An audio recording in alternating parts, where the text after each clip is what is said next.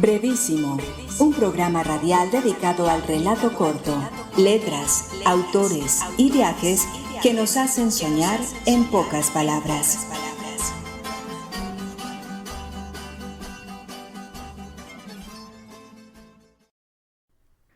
Hola, bienvenidos a una nueva emisión de Brevísimo, un programa dedicado a las formas breves de la literatura. Yo soy Mauricio Montoya y le doy la bienvenida a mis compañeros de mesa, y en especial al profesor Andrés Escobar, con quien conversaremos hoy sobre uno de los temas que abordaremos en este programa. Hoy, en nuestra modalidad de trazos breves, hablaremos sobre el koan y sobre la paradoja.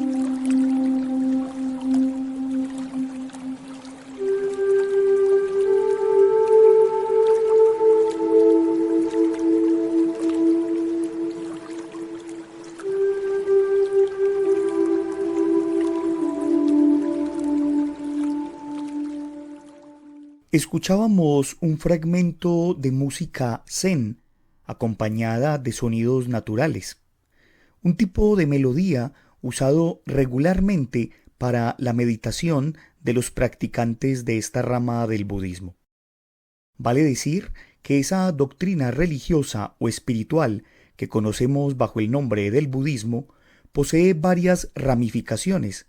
Una de ellas, muy popular en Japón, es la conocida como el budismo zen, una palabra que traducida al español podría significar meditación o también, según algunos estudiosos, sentado, mostrando así la posición usada para la meditación.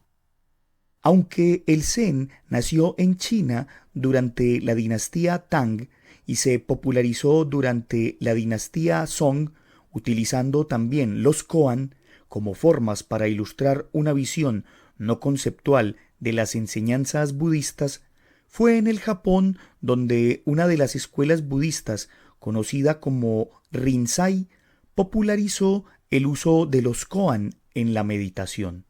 Pero, ¿qué es un koan? Escuchemos al catedrático español Santiago Segovia darnos una definición que tal vez pueda acercarse un poco al sentido de esta estructura. Bueno, el koan es algo como muy famoso, ¿no? Y como muy característico y definitorio de una de las escuelas del Zen, ¿no? Que es la escuela Rinzai.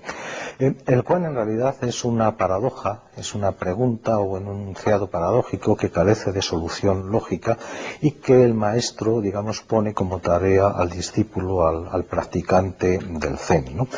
Se le sugiere al practicante, al discípulo, que viva con esa paradoja, que duerma con ella, que viva a lo largo del día con ella, esté haciendo las tareas que esté haciendo. Esa paradoja, esa pregunta genera, digamos, una masa de duda, una masa de interrogación lo suficientemente importante como para que la atención esté tan sumamente concentrada en ella que en algún momento algún estímulo pueda romperla y producir un despertar. En definitiva, lo que ocurre es que la mente discursiva, la mente conceptual que en Occidente utilizamos de continuo, es llevada a un callejón sin salida, llegada a una situación en la cual simplemente no puede continuar.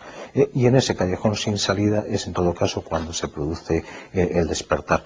Hay un momento en el cual la mente simplemente se detiene y se ve la realidad sin estar filtrada por los condicionantes de la mente. Eso básicamente sería un satori y la función que desempeña el koan como técnica o procedimiento dentro del budismo zen y en concreto dentro de la escuela Rinzai. La otra escuela predominante, que es la escuela Soto, no echa tanto mano del koan y hace una mayor apuesta por lo que se llama la meditación sentada, el zazen, y en concreto por el sinkantaza, que se suele traducir como simplemente sentarse, simplemente estar sentado, y cuyos antecedentes es la meditación silenciosa, la contemplación silenciosa, el Mo Chao, dentro del budismo Chan en China. En definitiva, lo que se trata es de una contemplación de todos los fenómenos que aparecen en el campo de la conciencia, pero una contemplación ecuánime que ni acepta, es decir, ni está a favor ni está en contra, sino simplemente permite que esté y pasar y fluir y fluir y fluir.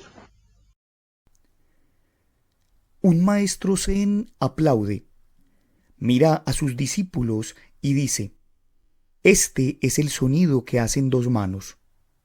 ¿Cuál es el sonido de una sola mano? Este es uno de los koan más famosos de la tradición zen japonesa, pronunciado, según se cree, por el maestro Hakuin Ekaku, quien es considerado uno de los promotores de la escuela Rinzai del budismo zen en Japón durante los siglos XVII y XVIII. Koans o acertijos como estos son entregados a los iniciados en la búsqueda del despertar o de la iluminación budista. Los maestros solían usar estas estrategias para sondear el progreso de sus discípulos en aquello que ellos llamaban el satori, es decir, la tranquilidad mental que permite vivenciar lo real como real y lo ilusorio como ilusorio. Gracias a los koan, afirman algunos budistas zen, se descubre lo ilusorio de todo el trabajo mental. Entre otros ejemplos de koans famosos encontramos los siguientes. Si usted comprende, las cosas son tales como son. Si usted no comprende, las cosas son tales como son. La moneda perdida en el río se encuentra en el río. Cuando un árbol cae en un bosque, ¿hace ruido si no hay nadie para escucharlo? Si todas las cosas deben volver al uno, ¿a dónde debe volver el uno? ¿Qué haces cuando no se puede hacer? No comienza, no termina. ¿Qué es entonces? Si te encuentras con Buda, mátalo. Bacho dijo a los monjes reunidos: si tienen un bastón, les daré uno. Si no tienen un bastón, se los quitaré. Usted está escuchando Brevísimo, un programa para gente de pocas palabras. Para algunas tradiciones budistas, los koan son definidos como pequeñas historias cortas o breves que son bastante enigmáticas y que invitan a la meditación profunda para así poder llegar a la iluminación. Algunas de esas historias más populares son las siguientes. Un monje le preguntó a su maestro: ¿cómo regresa un iluminado al mundo ordinario? El maestro respondió: un espejo roto nunca vuelve a reflejarse. Las flores caídas nunca vuelven a las viejas ramas. Nansen, Kiso y Mayoku fueron juntos para presentar sus respetos al maestro Chu. A la mitad del camino, Nansen trazó un círculo en la carretera y dijo: si puedes hablar, continuaremos. Kiso se sentó en el círculo. Mayoku hizo una reverencia. Nansen dijo: entonces no vayamos. Kiso dijo: ¿qué está pasando por tu mente? Cuando se le preguntó por qué practicaba el zen, el estudiante dijo: porque tengo la intención de convertirme en un Buda. Su maestro tomó entonces un ladrillo y comenzó a pulirlo. El estudiante preguntó: ¿qué estás haciendo? El maestro respondió: estoy tratando de hacer un espejo. ¿Cómo puedes hacer un espejo puliendo un ladrillo?, preguntó el estudiante. ¿Cómo puedes convertirte en Buda haciendo zen?, preguntó el maestro. Si comprendes cómo sentarse zen, sabrás que zen no se trata de sentarse o acostarse. Si quieres aprender a sentarte Buda, debes saber que Buda sentado no tiene una forma fija. No uses la discriminación en el Dharma no permanente. Si practicas sentarte como Buda, debes matar a Buda. Si estás apegado a la forma sentada, todavía no estás dominando el principio esencial. El estudiante escuchó con atención esta advertencia de su maestro y sintió como si hubiera probado el dulce néctar.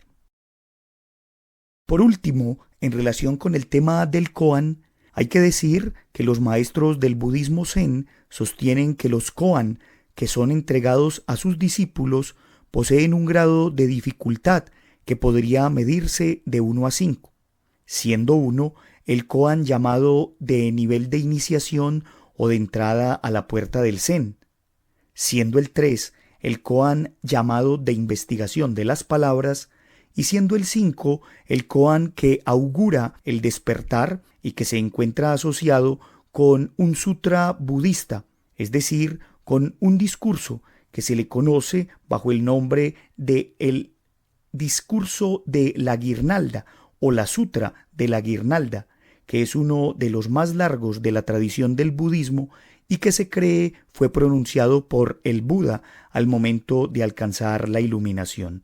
Un fragmento del capítulo 32 de este texto afirma que la sabiduría del Buda está en todas partes. En este breve texto, Buda es llamado Tathagata, término muy usado por los budistas y que significa el que ha alcanzado la verdad. El fragmento referido dice lo siguiente: Tú, discípulo del Buda, debes saber que la sabiduría del Tathagata está presente en todas partes, porque en la categoría de los seres vivos no hay lugar donde la sabiduría del Tathagata no esté presente, pues la sabiduría del Tathagata no se establece debido a la aprehensión de la discriminación conciencia, porque la sabiduría omnisciente, la sabiduría autoexistente y la sabiduría no obstruida aparecen perfectamente en total desconexión con la discriminación. Usted está escuchando Brevísimo. Lo bueno, si breve, 2 veces bueno. Hablemos ahora de la paradoja, esa figura literaria o retórica que puede definirse como una idea que es aparentemente contradictoria, pero que en cierto sentido, si se analiza con detalle, puede llegar a tener algo de lógica y de coherencia. Un ejemplo de esto lo podemos encontrar en brevedades como los refranes populares, pues en ellos puede verse esa contradicción que guardaría algo de lógica. En casa de herrero, cuchillo de palo. No hay mal que por bien no venga. Vísteme despacio, que tengo prisa. Lo que fácil viene, fácil se va. Lo barato sale caro. Mucho ruido y pocas nueces. Brilla por su ausencia. Bien juega el que no juega. Ya desde la antigüedad, las paradojas fueron ejercicios de entretenimiento muy utilizados para poner a prueba el pensamiento. Una paradoja bastante famosa que llegó incluso hasta nuestros tiempos más recientes es la paradoja del mentiroso, la cual fue enunciada originalmente por Epiménides de Noxos, un filósofo y poeta griego que vivió en el siglo VI a.C. y cuya paradoja podría sintetizarse actualmente de la siguiente manera: esta oración es falsa. Una clara paradoja que nos deja en un limbo, pues no parece posible asignar un valor de verdad o falsedad a la oración sin contradecirse. Otra famosa paradoja en el mundo clásico fue la de Aquiles y la tortuga, enunciada por el filósofo Zenón de Elea, con el objetivo de negar el movimiento.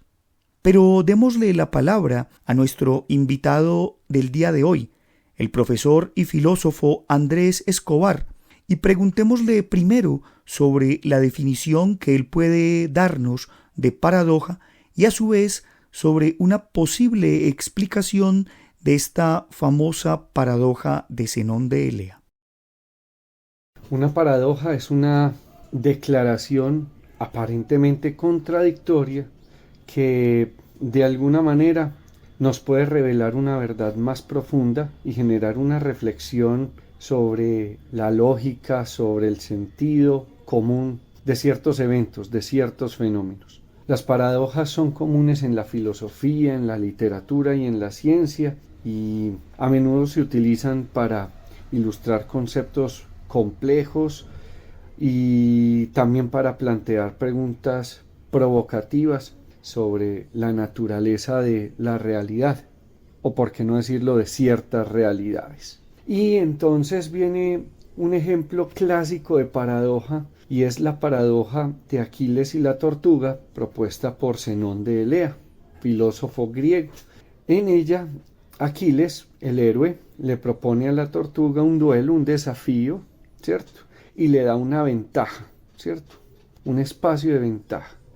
La paradoja, según Zenón, la usa este filósofo para argumentar que la distancia existente entre Aquiles y la tortuga, pues si se dividía en infinitas partes, pues Aquiles nunca podría realmente alcanzar a la tortuga. Razón, ya que siempre habría una fracción de distancia que aún quedará por recorrer para Aquiles. Esa idea desafía entonces nuestra intuición de que el movimiento es una realidad observable y continua. Es decir, Aquiles lo que está tratando de hacer es cuestionar el movimiento. Pero también, más ampliamente, esta paradoja nos lleva a cuestionar la naturaleza de lo infinito y la posibilidad de dividir el espacio y de dividir el tiempo en unidades más pequeñas sin fin.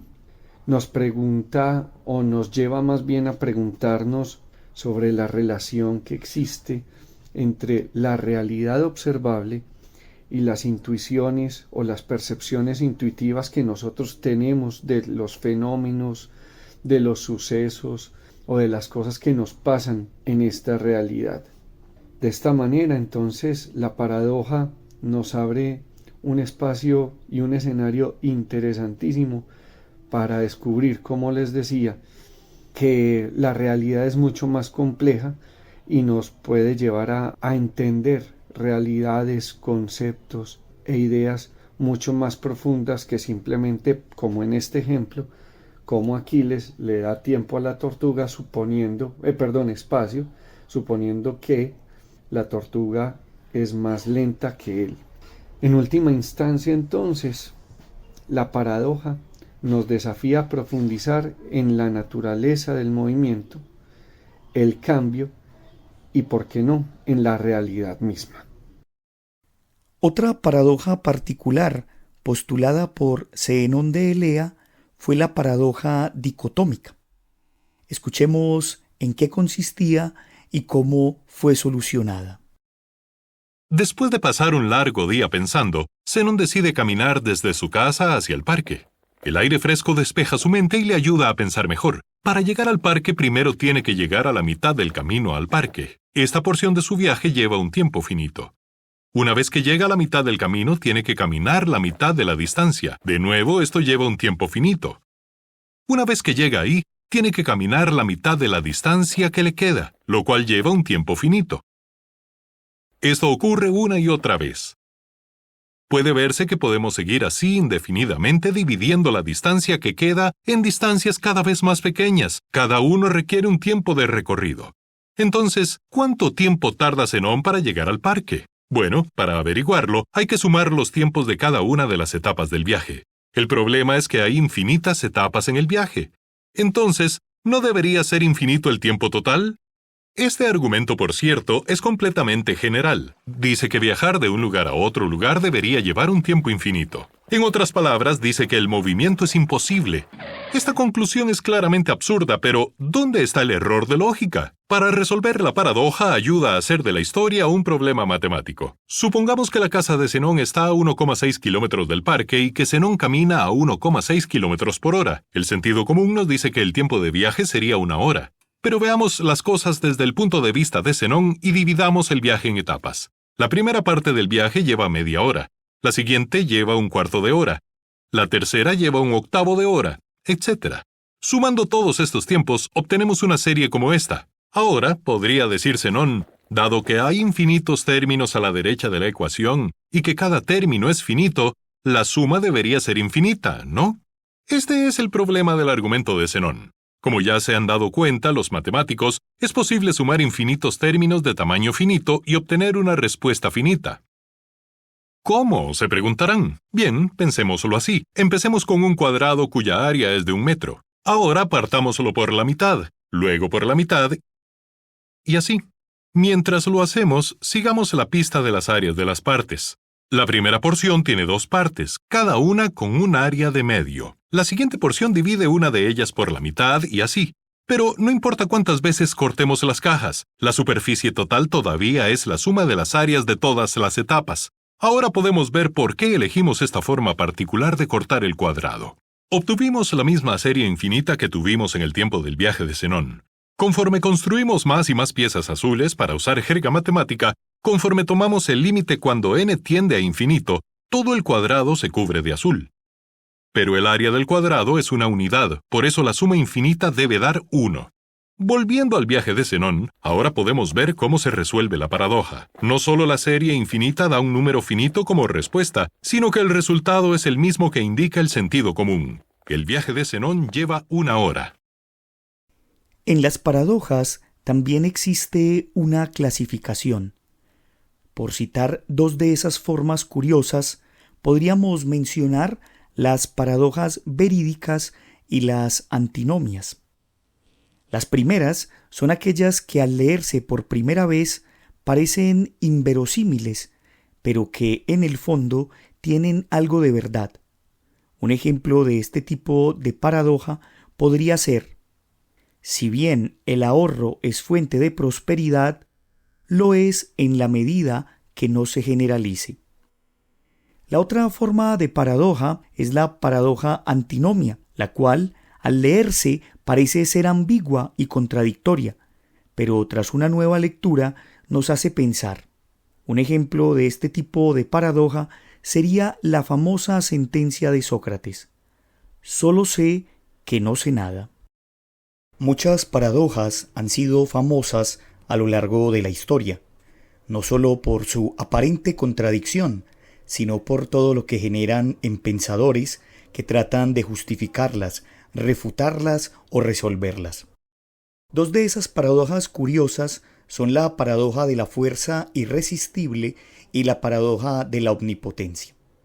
La primera es una paradoja clásica que formula lo siguiente en forma de interrogante: ¿qué pasaría si una fuerza imparable chocara contra un objeto inamovible? Y la segunda, la de la omnipotencia o poder absoluto, que puede verse tanto en ámbitos religiosos como políticos. En la primera, forma una paradoja que se cuestiona de la siguiente manera: ¿puede un ser omnipotente crear una piedra tan pesada que aún ese ser no pueda levantarla? Y en su versión política, la paradoja problematiza el poder absoluto de una asamblea, planteando la idea de una institución que es omnipotente en su poder legal, pero que debe regularse a sí misma. Un escenario curioso en el que pueden encontrarse centenares de figuras retóricas, entre ellas la paradoja, es la música. Miguel Alberto González González, un profesor colombiano, hizo su tesis doctoral a partir del rastreo de metáforas, ironías y paradojas en la música popular, o también conocida como música de despecho en Colombia. Algunos de sus hallazgos en relación con la paradoja son bien interesantes. Acá algunos de ellos. En la música popular y de despecho se canta al verdadero amor, el cual, según algunos artistas, reside entre los pobres que son ricos de corazón, mas no entre los ricos en dinero que son pobres de corazón. Paradojas como estas se muestran en este género musical. El Charrito Negro, por ejemplo, en una canción titulada Con la tierra encima, dice lo siguiente: Cuando yo me muera, no quiero que lloren, hagan una fiesta con cohetes y flores, y se sirva vino y que traigan mariachis, para que me canten mis propias canciones. Una paradoja que podría llamarse paradoja social, pues propone algo que socialmente no está bien visto, o que por lo menos recuerda una época como la del sicariato o el narcotráfico que muchos no quisieran recordar.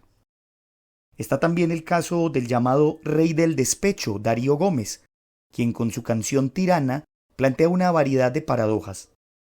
No me arrepiento a pesar de tu traición, una frase que muestra la decisión de no olvidar, lo que es una paradoja frente al dolor y a la traición misma. O en otra frase de la canción donde se dice: siempre que hago el intento de olvidarte, oye tirana, no lo puedo lograr, siento los mismos deseos de besarte. Oye tirana, tú me vas a matar. Acá puede verse claramente la paradoja de lo que se desea y de lo que realmente se puede lograr, esa distancia entre el deseo y la realidad, esa paradoja entre la pasión y la razón. Finalmente, vale decir que la paradoja también puede encontrarse en variedad de frases célebres, y también en fragmentos de algunos textos poéticos, como los de Santa Teresa de Jesús. Algunos ejemplos paradojales son los siguientes.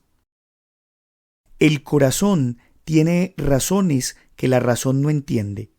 Blas Pascal. Prohibido prohibir. Graffiti del mayo del 68. El hombre occidental pierde la salud para ganar dinero y luego pierde el dinero para recuperar la salud. Dalai Lama. Quien quiera salvar su vida la perderá, pero quien pierda su vida por mí la encontrará. Evangelio de San Mateo, capítulo 16, versículo 25. Ninguna buena acción queda sin castigo. Oscar Wilde. Vivo sin vivir en mí. Santa Teresa de Jesús. Vivo sin vivir en mí, y tan alta vida espero que muero, porque no muero. Vivo ya fuera de mí después que muero de amor, porque vivo en el Señor que me quiso para sí. Cuando el corazón le di, puso en él este letrero: que muero, porque no muero. Esta divina prisión del amor en que yo vivo ha hecho a Dios mi cautivo y libre mi corazón, y causa en mí tal pasión ver a Dios mi prisionero, que muero, porque no muero. Con esto entonces terminamos nuestro programa del día de hoy. Agradezco a quienes me acompañaron en la mesa: Kenia Rodríguez, Carolina Marín, Álvaro Tangarife y Norbey Echeverry. Un agradecimiento especial al profesor y filósofo Andrés Escobar por ilustrarnos con sus conocimientos. Agradezco también a la Universidad Nacional por este espacio que nos brinda, a Jorge Benjumea en el máster, y a ustedes los esperamos para una nueva emisión de Brevísimo. Hasta pronto. Brevísimo, un programa radial dedicado al relato corto, letras, autores y viajes que nos hacen soñar en pocas palabras.